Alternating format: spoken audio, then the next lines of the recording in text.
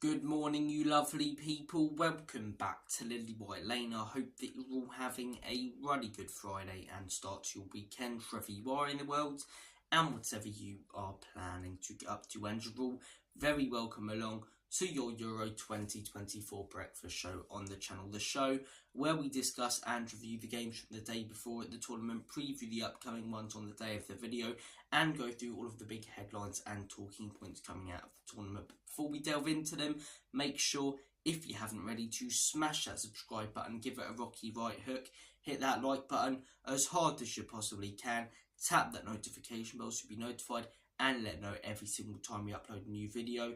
And finally, comment all of your thoughts and opinions down below. Without further ado, let's get cracking with this knacking and let's talk about yesterday's games. And I want to start things off by talking about England. England won, Denmark won. That was the full-time score. England started strong. A lot of possession, as I say. Good early goal from Harry Kane. Score one goal, just like against Serbia.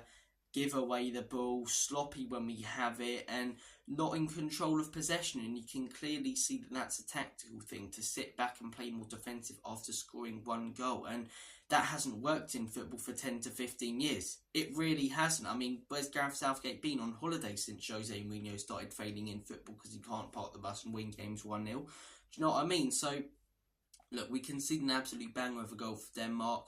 And from the rest of the game, it's slow, it's sloppy from England, it's not great. Denmark weren't unreal in all fairness. Højbjerg absolutely bossed it in midfield. But I watch Højbjerg week to week for Spurs. And when he's bossing players such as Bellingham, when he's bossing players such as Declan Rice in that midfield, you know something's wrong. And normally when it comes to Tottenham even, I'll say, you know, the manager this, the manager that. But we also need to give a lot of criticism to the players. They're not doing this right, they're not doing that right. I'm going to give barely any criticism to these players because these players are some of the best on planet Earth for their respective clubs. And it's not that they're not stepping up for England. They're doing what they're told to do, which is scoring a goal and sitting back and playing defensive. Why, when we have some of the most amazing and exciting attacking talent in the world, and in this tournament, we're choosing to play like Tony Pulis' Stoke? We score a goal and sit back. When has that worked recently in football? Did Italy win tournaments before doing that? Yes. But where have they been the last two World Cups? They didn't qualify. They don't do that anymore, even when they do qualify for tournaments.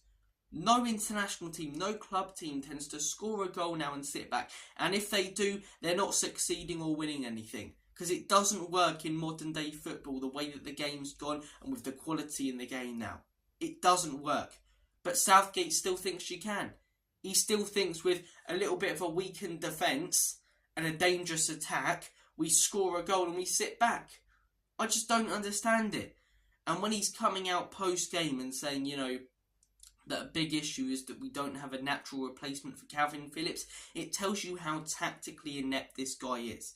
When we concede a goal, he has no plan B. When we have to change the system or formation slightly, he has no plan B. When a couple of players are missing, he has no plan B. And even if Calvin Phillips and Jordan Henderson were available, why would you choose them? Because you're that defensive-minded, you need to have those two ultra-defensive midfielders in there. You've got Kobbie Mainoo who sat on the bench, who's a very, very solid defensive mid. But right now, you're choosing to play Trent Alexander-Arnold and you're hanging him out to dry. One of the best right-backs in the world for his football club. So dangerous going forward. And you're asking him to play as a DM. It's a joke. This guy is so tactically inept and shit.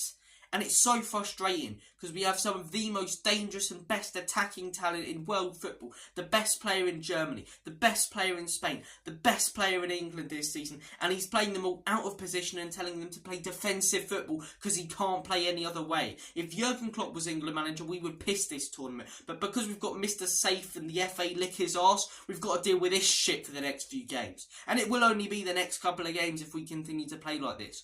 Do I still think, genuinely, deep down, England have a chance in this tournament? Yes, because I believe we have some magical players that can take it upon themselves, no matter what the manager's telling them to do special things. They can use common sense, as I say, when we go 1-0 down or when we're 1-0 up, to produce magical moments. But fuck me. You know, one of the favourites coming into this tournament And we're scared of Denmark and Serbia. No disrespect, they're decent size. But who isn't in this tournament? We have world-class players in our team going forward. And we sit back. I don't get, but we don't concede barely any chances in games. And we get loads of clean sheets. I don't give a shit. Last few tournaments we got clean sheets. Look what happened in the last few tournaments, you know? World Cup 2022, knocked out in the quarterfinals. Not that embarrassing, that was fine margins to be fair, but still had a couple of games, the USA one for example, where we were ridiculously disappointing and slow, right? Euro 2021, let's not be sentimental about the fact we got to the final. Look at our journey there. We beat a Germany team who weren't even in the top 20 rankings. That's another stat, by the way. Southgate has never beaten a team whilst managing England in the top 20 UEFA rankings. Tells you all you need to know about this guy when he comes up against decent sides. But a Germany team who were an absolute disgrace and a joke at that point, and we beat them 2-0. Then we beat Ukraine, then Denmark in the semis. The minute we come up against a half-decent side against Italy, we lose. We score a goal 1 minute into a game at Wembley. You will never have a greater opportunity to win a trophy. 1-0 up at Wembley in front of your own fans minutes in. And he sits back. He sits back. He doesn't celebrate a goal so then we can kick on. He celebrates a goal because now it's time to park the bus. 2018, let's not be sentimental about that either. The squad wasn't as good and we had a few good results, but Colombia aren't that great of a side. We made that much more difficult than it needed to be. Sweden, we played crap in that game but beat them 2-0. You know, in the group stage against Tunisia, we were crap. Panama's Panama, and Belgium, as I say, battered us, and we were lucky the scoreline was only 1-0. Semi-final, 1-0 up within a few minutes. Does he kick on? Does he bollocks? We sit back again and we get picked off. And if we do that, similar to the Euros against Italy, similar against the World Cup, if we do that, not even against the top sides in this tournament, your Frances, you know, your Germanys, if we do that against the Holland, if we do that against the Italy even, we are getting knocked out. We are getting knocked out. If we do it against Slovenia, we may not even top the group. Does he get results, Southgate? Yes, but does he ever get results in the games that really matter? No. He's tactically inept. He's a failed coach at Middlesbrough, and we hired him in the first place because he's a yes man. He'll lick the FA's arse and never say anything bad. I mean, coming out of the game yesterday, Calvin Phillips and Jordan Henderson. You've got Mainu and Wharton on the bench. Your biggest issue is that you don't have Calvin Phillips and Jordan Henderson. One of them's been shit for 2 years and unfit and failed everywhere he goes.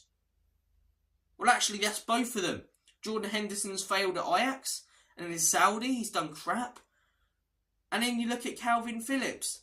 West Ham fans turned on him after a few weeks when he cost them 3 games in a row. Didn't get a game at Man City. There's a reason for that, because Pep don't want that shit playing for him. So much unbelievable attacking talent. And we're just half-heartedly pressing yesterday. And it's down to the manager, it is. Look, some of the passes from the players are sloppy, but Foden on the left wing, he's been one of the best players centrally in the world this season. He didn't do great last season at left wing. He's done brilliantly as an attacking mid, and you play him as a left wing. It'll always be 2 defensive mids, and not even 1 attacking, 1 sort of box to box. Risk it, man. You've got Palmer on the fucking bench.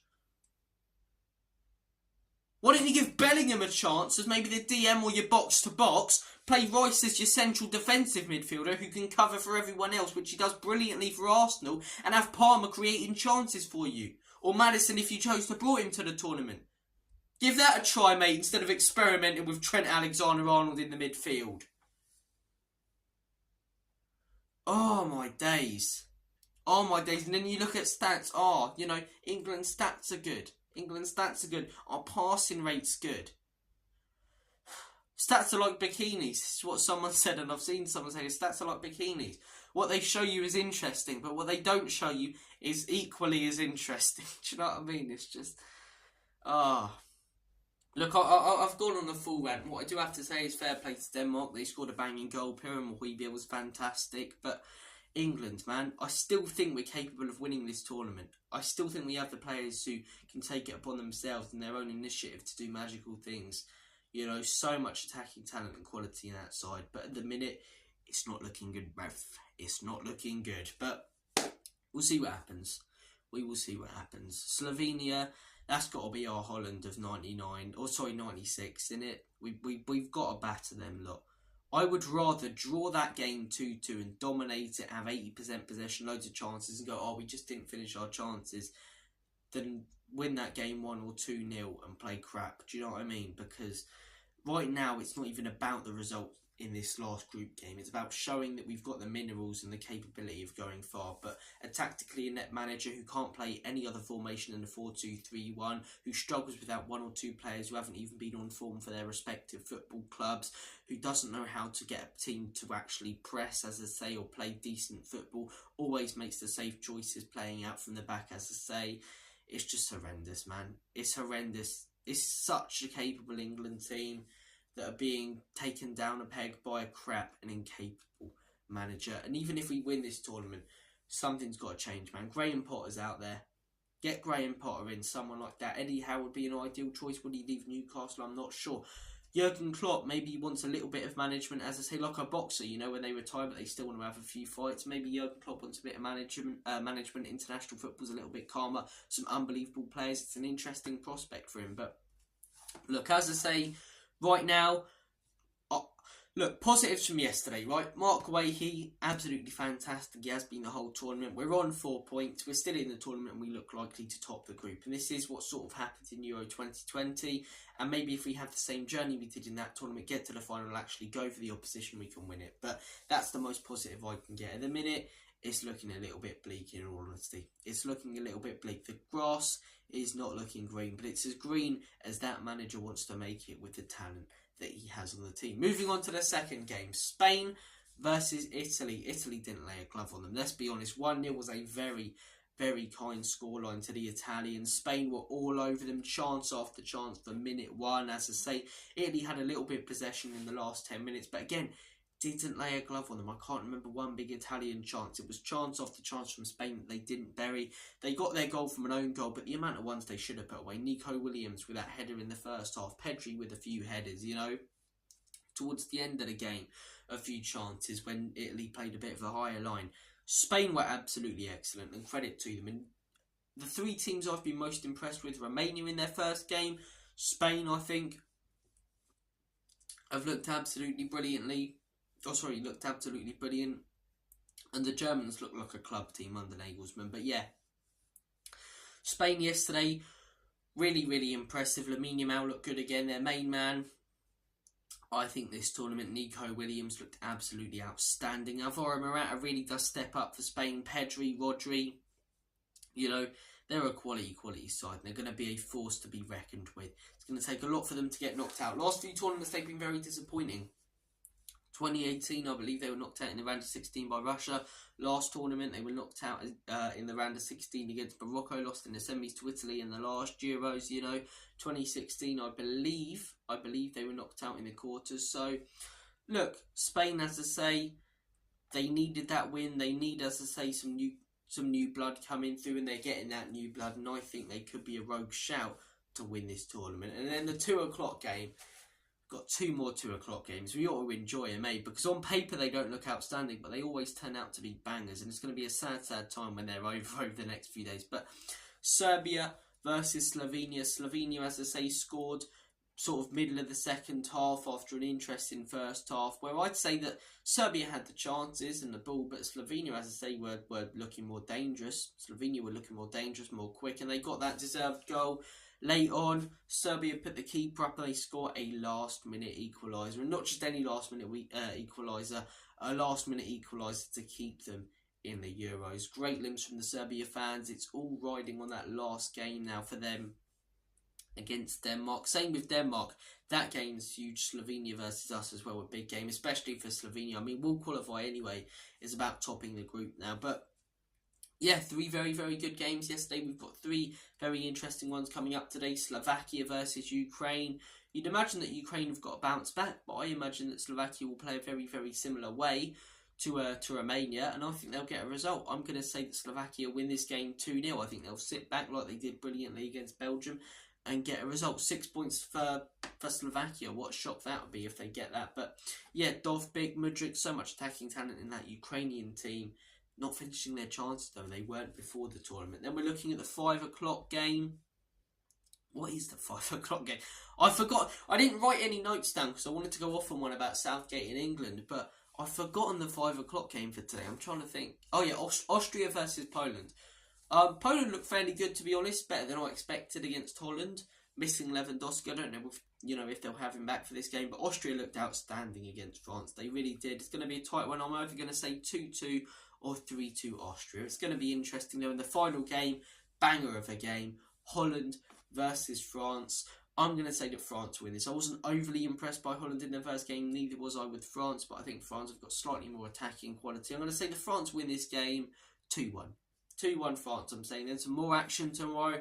The Euros continue, so the breakfast show continues. Guys, thank you for watching. Let's hope for a much better performance against Slovenia. We get that performance, the belief goes up a little bit. You know, in Elf, when people start believing in Santa again, and the belief thing on the sleigh goes up again. That's what the England fan base will be like if we win that game convincingly. But let's hope for a convincing win. Obviously, let's hope it comes home. At the minute, it's looking a little bit bleak, but not all belief is gone. We're down, but not out, quite literally. So, look, keep the faith in these players, not the manager. Take care of yourselves. Have a smashing rest of your day. Enjoy the beautiful sunshine and the Euros.